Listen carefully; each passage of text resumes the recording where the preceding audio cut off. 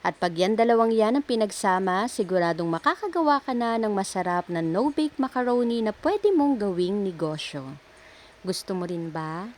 Tara, luto tayo. Sa mga nagtatanong po ng aking recipe na tinitinda na no-bake macaroni, ito na po yung mga ingredients na kakailanganin. At sa pagluluto naman po ay una kong niluluto dito yung ground beef, 1/4 kilo po yan. At pagka naluto na at lumabas na yung mantika nito, dito ko na po ginigisa yung bawang at sibuyas. At pag nag-aroma na po yung bawang at sibuyas, ihalo na natin dito yan sa ground beef. Haluin lang natin yan, then mag-add tayo ng isang beef cube at pwede na nating ilagay yung spaghetti sauce. Maglagay na rin tayo ng mga pampalasa, asin, paminta at brown sugar. Haluin lang natin ito hanggang sa kumulo at lumapot yung sauce.